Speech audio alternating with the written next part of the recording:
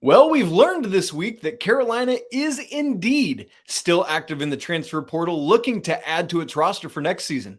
Turns out we might not have 3 scholarships left after all. You are Locked On Tar Heels, your daily podcast on the UNC Tar Heels, part of the Locked On Podcast Network, your team every day. Hey there, it's Friday, June 30th. How is it the end of June 2023? Welcome into the Locked On Tar Heels podcast, the only daily North Carolina show out there.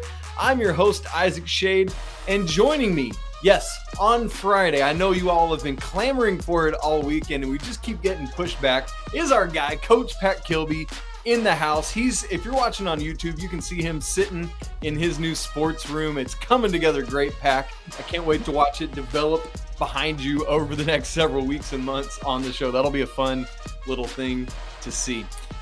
Folks, it's gonna be a fun show today. We're having a conversation, like I already said, about kind of what we're learning about what Carolina's still doing to complete this year's roster. Want to look about what we can learn about what Carolina is looking to do with their future roster makeup by who they're recruiting in the class of 2025. And then also we had a great listener question about secondary break and pick and roll. And you know we're going to unpack it with Coach Pat Kilby. So all of that coming up. By the way, for those of you watching the show, I'm for the last time wearing my Little League shirt. A lot of you had asked about how our tournament game went. And the sad news is that just about an hour before Pack and I are recording this, we lost 1-0 on a walk-off in the bottom of the last inning. It was a great, fun game. There was a play at the plate. Our pitcher got the ball and almost tagged out the runner, but he beat him home. And so we end the year. And it was great. My son Pax, not Pax Kilby's namesake, but man, they're brothers in arms, had one of his only couple hits of the season. He's still just kind of getting in the groove of it, but had a hit tonight, and it was really cool. Special father-son moment. So anyway, thanks for all the questions about it, but sadly we are over. All right, Pack, let's get into our first conversation here today with all the West Virginia stuff that's going on. And we've talked about that earlier this week. All the everydayers know we've been having that conversation about Carolina reaching out to Mohamed Wagi, who has visited DePaul and then most recently Kansas State, to our knowledge. And then also we learned on Wednesday, I believe it was, that Carolina is also made contact with another West Virginia transfer portal entry, James Okonkwo. And so what this is telling us, Pack, you and I have speculated on this show that perhaps Carolina would just stick at 10 scholarship players and hand out the other 3 to walk-ons. But it's clear what we're learning from this action, that the Tar Heels are at the very least still putting inquiries out there. What do you make of all of this? Well, there's really several takeaways I get from it. First of all, there could be this thought process of, and we've talked about it before, like a draft and stash type. As we all know, Armando, this will be his final season, no matter what. And we don't have a lot of depth at the 5. We do not. We've talked about the fact that Jalen Washington, of the roster makeup as it stands, is the best option to back him up at the 5. But when Bacot is gone, and I'm thinking these feelers are being put out to these 2 because they could be good replacement options, and they could be good, whether that's as a starter or as sticking as that true backup 5, which I tend to think that's where they project at. But, but I also see it kind of gets my wheels spinning on maybe the staff doesn't view Jalen Washington as a backup to the 5. Maybe they want to play him at the 4.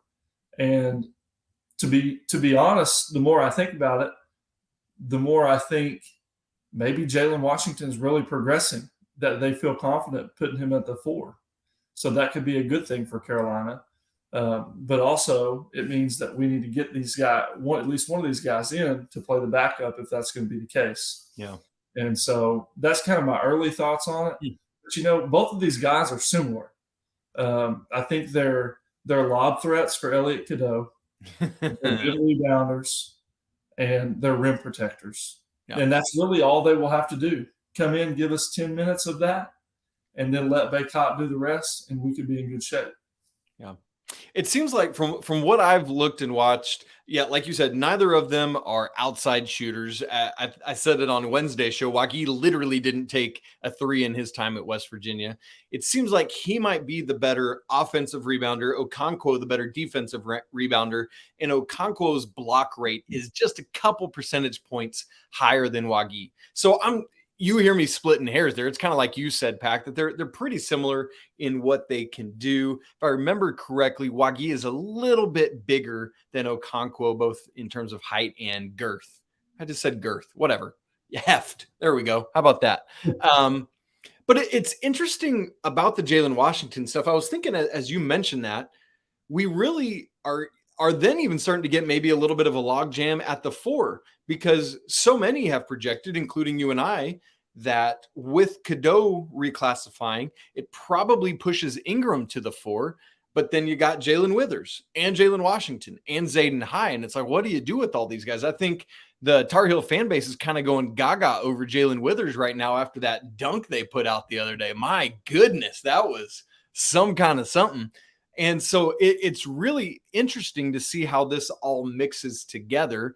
And so I feel like of the things that you proposed, that makes sense about Washington going to the four, but I would lean more towards the first thing you said of maybe a draft and stash, or maybe just because of the body similarity, like you have to have, it's almost like having different types of running backs. Maybe I'll put it that way. Remember Thunder and Lightning for USC when it was Reggie Bush and Lendale White. Is that right?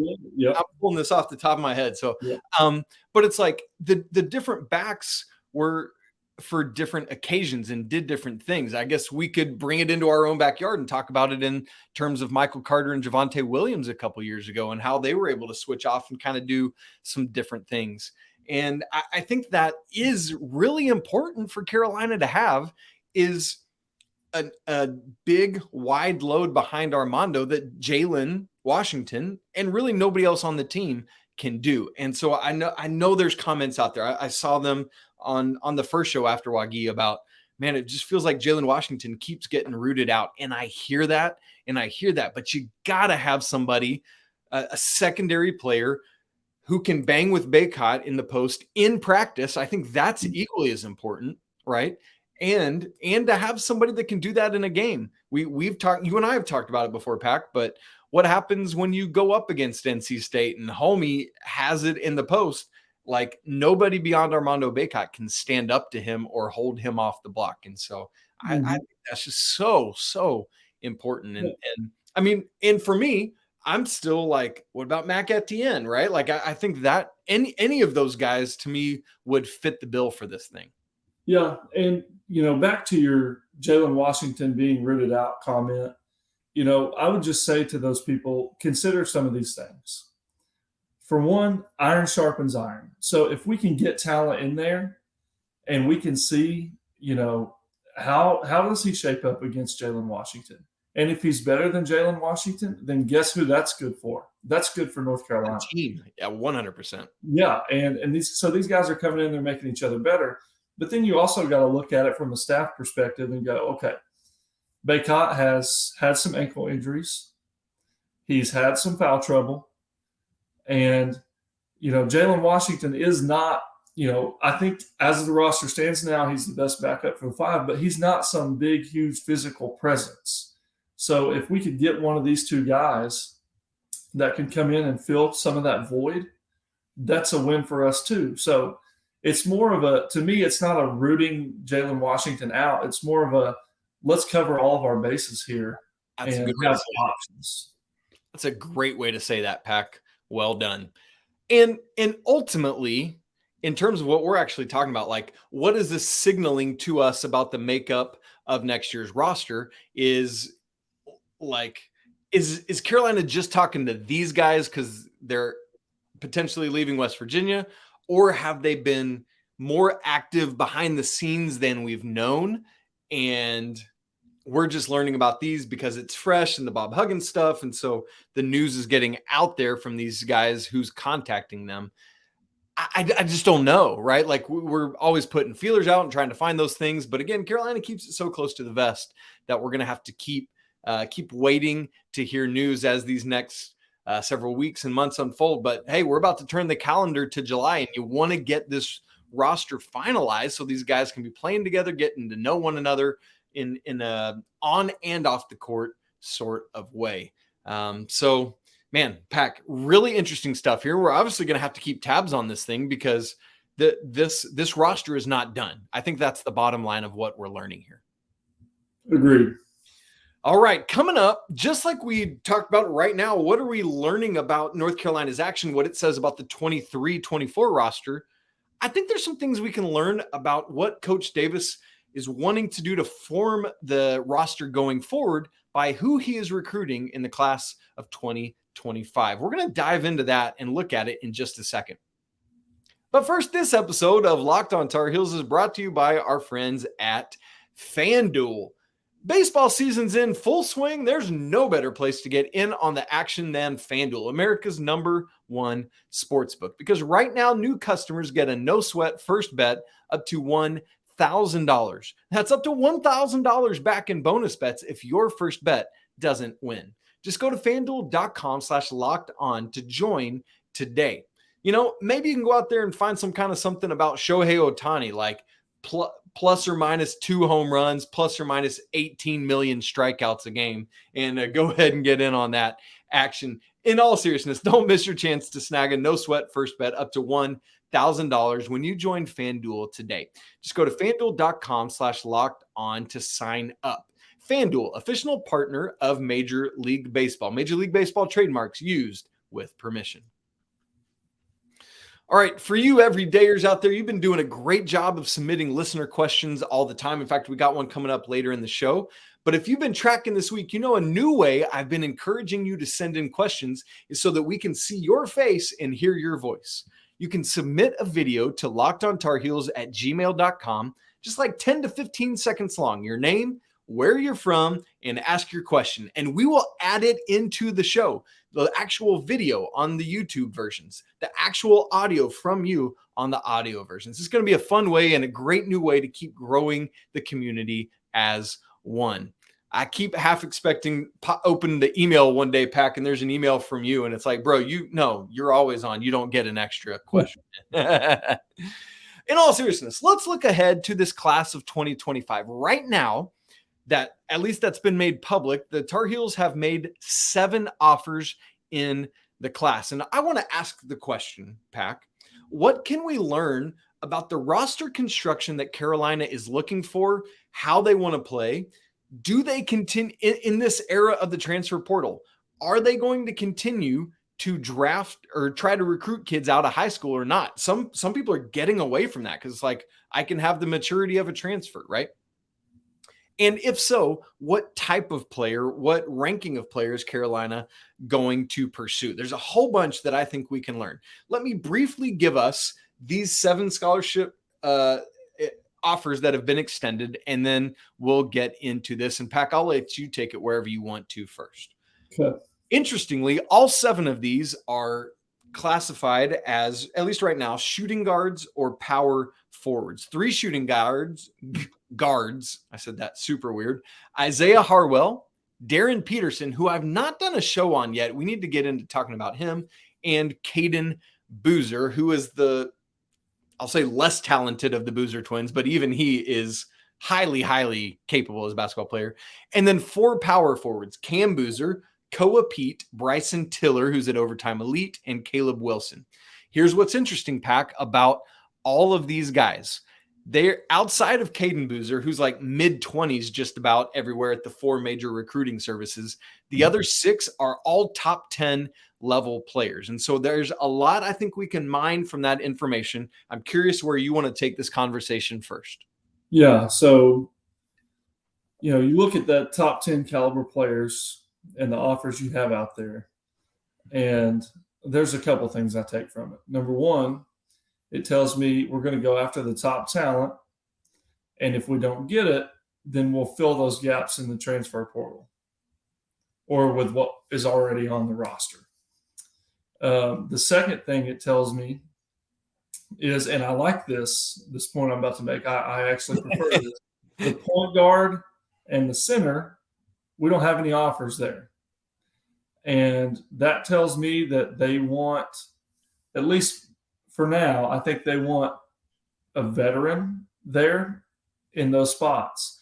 And I think that that's key because, and I know that we're about to have Elliot Cadeau run the show for us, and he may be the exception to this, but just having that veteran guard play and having that veteran man at the 5, I think would go a long ways for us. And I think that we can use the transfer portal to fill those gaps, to fill those holes, and so maybe that's kind of where that's trending, something to keep an eye on at least. And, the small forward position too. I mean, you can say the same thing about that. We don't have any offers there. So that could mean several things. Maybe we are going to commit to a 3-guard system, like long-term, or maybe they want proven experience there too. You look at our championship teams and that 3-man has been like a senior in Jackie Manuel, or a junior in Theo Pinson, or a junior in Justin Jackson. So, it's the same thing as, the guard play. We want veteran, experienced leadership at those spots. And so I kind of take a little bit away from that, but then just my wheels are spinning on back to the West Virginia duo that we've put offers out to. I look at that and I go, okay, I really thought we were trajecting more towards our 4 and 5 man being stretch guys and being able to shoot from the perimeter. And those guys, like we talked about, aren't that. And so that makes me wonder if we're going to keep recruiting that true back to the basket 5 and have the 4-man be the pick and pop. There's just a lot of questions that I have with the roster makeup moving forward. Yeah. I mean, because that worked with Armando and Brady 2 seasons ago, right? Like, you'd probably right. And I think when Jalen Washington's playing the 5, which I think he will definitely have his fair share of minutes there this year, you will have that stretch ability. And so it'll be interesting to see. I wonder, I'm going to imagine that between these 3 shooting guards and 4 power forwards, there's, in this age of positionless basketball, it's like, that's the classification you put on them, but I'm sure there's multiple of them that could slide, power forwards could slide down to the 3, or shooting guards that could slide up to the 3. And so it almost feels like with where you initially started, it almost feels like working to cover 2, 3, and 4, and then you find 1 and 5 elsewhere in terms of positions on the floor. But it is, I mean, coming off a year in which the Tar Heels did not shoot well from deep, and that is putting it kindly, to be honest. It's like, we have to continue to prioritize people that can shoot the basketball and score the basketball from outside. And I think that is a clear emphasis. What's interesting to me, that was a point you made, and I want to take it a step further, is to say, hey, let's shoot for the stars with these top 10 level guys, and where we miss, fill in from the transfer portal. What's interesting about that is either way, you're getting 1 and dones, maybe 2 and out, right? Like if it's a transfer with a couple years of eligibility, or somebody like Harrison Barnes that just ends up sticking around a second year or whatever it may be. And there's also the possibility, I'm wondering, with this early start in this recruiting class, if it's like you start at the high end, and then maybe if you start to, because you're not going to hit on all those. There's no way you get all these guys. But as some of them make other decisions, then you filter down to the lower ranked guys or other guys that start popping. I'm thinking about somebody like a Drake Powell that has just shot up the charts. Now, obviously, he's already a Tar Heel commit, but I just mean in terms of his ascension, it's like you could go after him later. And so, Pac, I think one thing we're learning is that Carolina is one of the schools that's not going to go away from recruiting high schoolers. It appears, at least in this cycle, 2025, that Coach Davis is going to continue to look into the high school ranks. The question, I think, is that a one-off thing for 2025? Another question would be, will he continue to look further down the 2025 ranks? Is he just shooting for the stars right now? And so that's going to be interesting to watch, is who Carolina continues to offer and quite frankly, not offer is just as telling to me. Anything else on this from you, Pac? Well, I like what you said, and I do want to make that clear. Carolina is going to recruit high school kids. And truthfully, I think you have to, because at the end of the day, those guys that come in and can stick with your program for 2 or 3 years, man, that's kind of like the lifeblood of who you are as a program. And Carolina, of all places, knows and understands that. And we don't want to forsake that. We don't want these guys. Great. If they come in for a year or two, we're going to accept them. We're going to love on them. We're going to root for them, all of that. But what's fun is getting those guys and pushing them all the way through. And it's almost like watching them grow up. You just see them mature so much as a basketball player from the time they get there to the time they leave. And so I like that we're doing that. And I think that's something we need to continue to do, and it'll be a staple for success for us. I sure hope so. I look at how, I feel so differently about the Carolina Duke rivalry these days, specifically because the Duke guys aren't guys that I grow to love to hate. You know what I'm saying? Because of the factor of guys just coming in and out, it's just it's Carolina Duke, but it's just not quite the same. And I don't want Carolina to become that. I want, even in this transfer portal NIL era, I want Carolina to be able to still find ways to be a program and not a factory for just getting guys to the NBA. And here's the thing, that's going to be very difficult to do. I recognize that. And so really interesting to see how this continues to flow. Well, it wouldn't be an episode with Coach Pat Kilby if we didn't unpack it. And that's exactly what we're going to do in just a second. Got a great listener question from our guy, Terry Weeks, about use of the secondary break and pick and roll action. I'm going to lob it up to Coach Pat Kilby and let him knock it off the tee or slam it home or whatever sports analogy you want to use. We'll do that in just a second.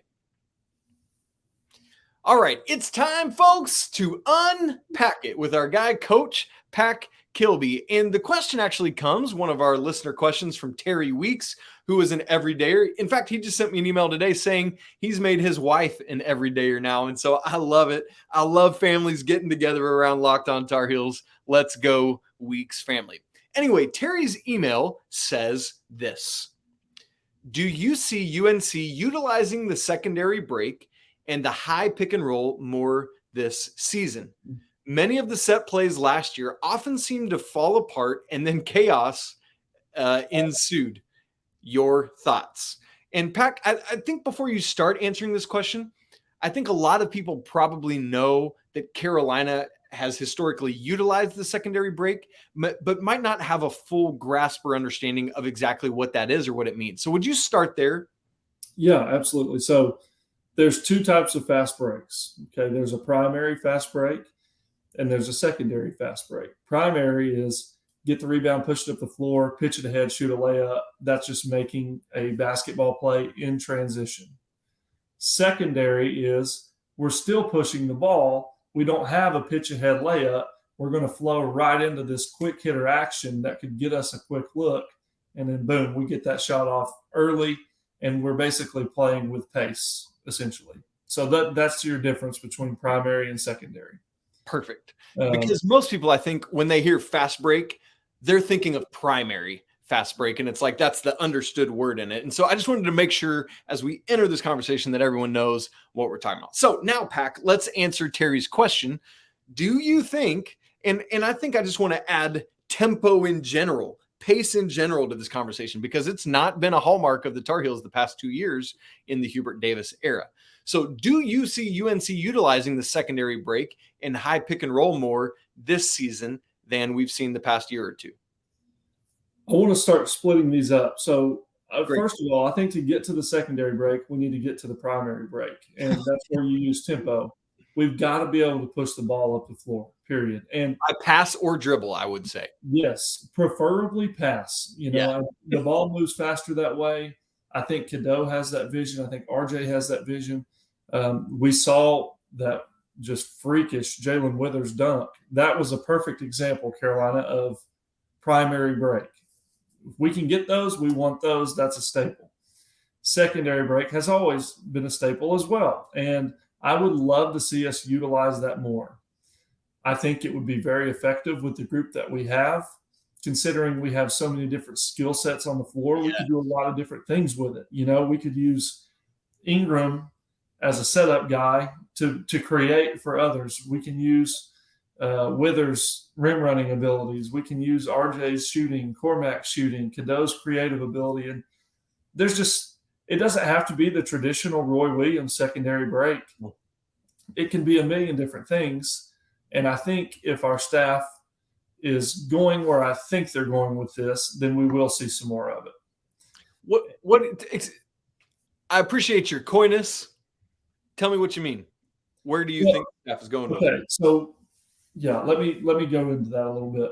I just with the projected lineup that I think we have, with essentially 3 guards and Cadeau, RJ Davis, and Cormac Ryan, Ingram at the 4 and Bacot at the 5. I don't see how you can roll that lineup out there and not play with more tempo and seek more primary and secondary options in your offense. And so to me, to answer your question, Terry, I really think the way our lineup sets up, I just can't imagine them envisioning an offense that doesn't involve those things. Yeah. And then I want to get into the high pick and roll because I kind of view that separately. Absolutely. A lot of the stuff we did this past year was side pick and roll. So essentially, free throw line extended. We were on the outer thirds of the court for a lot of it. But what we've seen as the game evolves is a lot of high pick and roll, which is in that middle third of the court. And what's good about that is you can do a lot of different things. You can go left. You can go right. You can flatten the screen out, and you can go either way you want. And the defense has a lot harder time icing it or blitzing it or whatever you want to call it. It's harder to adjust to. And when you're in the middle of the court, I mean, there's just so many options, And I think whenever we were in our side pick and roll actions and we had limitations on the court, we didn't shoot the ball very well. Yeah, it couldn't kick out. It just wasn't reliable. Exactly. And so teams would load us up, keep us on one half of the floor. We would never get any, reversals of the ball. We never change sides of the floor a lot. And the next thing you know, we've jacked up a tough, contested, bad shot. At the end of the shot clock, by the way. At the end of the shot clock, and we're having to go get stops. And now, I love your suggestion and your question in the high pick and roll. With like we said, the skill sets that we have, you've got Cadeau coming off of the screen in the middle with Cormac on one side and RJ on the other one. Give me it.